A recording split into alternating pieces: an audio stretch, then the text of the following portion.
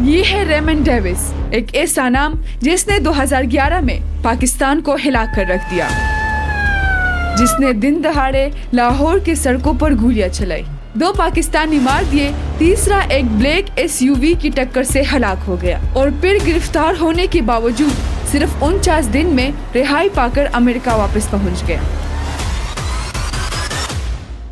Raymond Davis 2 اکتوبر 1974 کو امریکہ کے علاقے ورجینیا میں پیدا ہوئے۔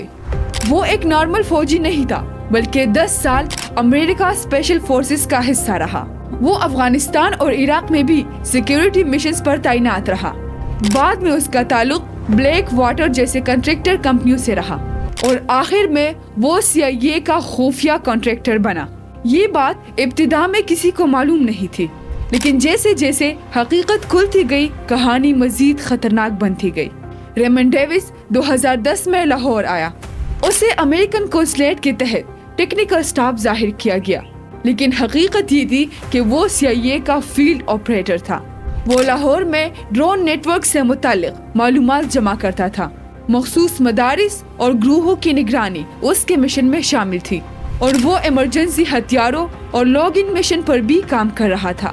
پاکستانی رپورٹس کے مطابق ریمنڈ ڈیوس کے پاس گلاک پستول، 45 راؤنڈ گولیاں، GPS ڈیوائس، ٹیلی کمیونیکیشن آلات اور سینیٹری کوریٹس کے اندر خفیہ نقشے برآمد کیے گئے۔ یہ سب ایک عام سفارتی اہلکار کے پاس کیسے ہو سکتا ہے؟ اور یہی وہ سوال تھا جس نے تجسس کو مزید بڑھا دیا۔ 27 جنوری 2011 کو دوپہر 2:20 پر لاہور کے لٹن روڈ پر ریمنڈ ڈیوس نے اپنی گاڑی روکی۔ اسی وقت 2 نوجوان فیضان اور فہیم موٹر سائیکل پر وہاں سے گزر رہے تھے۔ ریمنڈ ڈیوس کے مطابق انہوں نے ان 2 نوجوانوں سے خطرہ محسوس کیا۔ ریمنڈ ڈیوس نے پستول نکالی اور صرف 8 سیکنڈ میں 10 گولیاں چلائی۔ فہیم کو 6 اور فیضان کو 4 گولیاں لگی اور دونوں موقع پر ہی ہلاک ہو گئے۔ اسی دوران ایک اور امریکن قونصلیٹ کی گاڑی بچاؤ کے نام پر تیزی سے آئی، لیکن اس نے خود عبدالرحمان نام کے ایک شخص کو کچل کر مار دیا۔ یہ گاڑی فوراً فرار ہو گئی اور دوبارہ کبھی نظر نہ آئی۔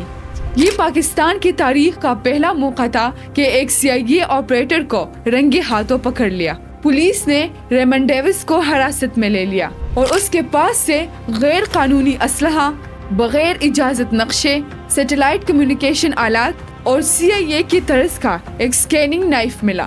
امریکہ نے دباؤ ڈال کر کہا کہ وہ ایک سفارتی اہلکار ہے اور اسے فوراً رہا کر دیا جائے۔ If our diplomats are in another country, then they are not subject to that country's local prosecution. لیکن پاکستانی عوام کا غصہ شدید تھا اور لاکھوں لوگ سڑکوں پر نکل آئے۔ اسے رہا کرنے کی کوشش ہو رہی ہے، اس لیے میں نے یہ قدم اٹھایا۔ مجھے انصاف کے بدلے انصاف چاہیے۔ یہ صرف ایک قتل کیس نہیں تھا بلکہ پاکستان کے وقار کا مسئلہ بن گیا تھا۔ امریکہ نے پاکستان پر شدید دباؤ ڈالا۔ ہلری کلنٹن کی متعدد فون کالز ہوئی، وائٹ ہاؤس نے بیانات دیے، پاکستان کی امداد روکنے کی دھمکی دی گئی اور حتیٰ کہ سفارتی تعلقات ختم کرنے تک کا اشارہ دے دیا گیا، لیکن پاکستان کہتا رہا کہ قتل ہوا ہے اور مقدہ چلتا رہے گا۔ ہم نے سر جھکانا سیکھا ہے، میں کہتا ہوں سر اٹھانے کا وقت ہے، اب سر جھکانے کا نہیں ہے۔ اسی دوران CIA اور ISI کے درمیان خفیہ مذاکرات شروع ہوئے اور اس پورے عمل نے پاکستان کی سیاست، میڈیا، عوام اور فوج کے درمیان بے اعتمادی کو اور گہرا کر دیا۔ 16 مارچ 2011 کو لاہور کوٹ لکھپت جیل کے اندر ایک خفیہ عدالت لگا دی گئی۔ وہاں مقتولین کے ورثاء نے دیت قبول کر لی۔ رپورٹس کے مطابق 2 خاندانوں کو مجموعی طور پر $2.4 ملین یعنی تقریباً 20 کروڑ روپے ادا کیے گئے۔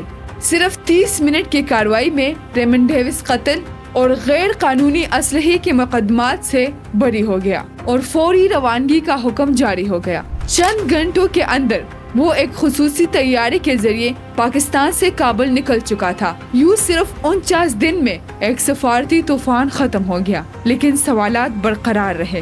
سالوں بعد ریمنڈ ڈیوس نے ایک کتاب لکھی جس کا نام دا کنٹریکٹر ہے۔ اس کتاب میں اس نے پاکستان میں اپنا مشن، اپنی گرفتاری اور خفیہ مذاکرات کے بارے میں ایسے انکشافات کیے جنہوں نے پاکستان کی سیاست میں دوبارہ ہلچل پیدا کی۔ پاکستان میں کتاب شائع ہونے کے بعد پارلیمنٹ میں زیر بحث رہی، میڈیا میں ہنگامہ اٹھا اور مقتولین کے خاندانوں نے دوبارہ احتجاج کیا۔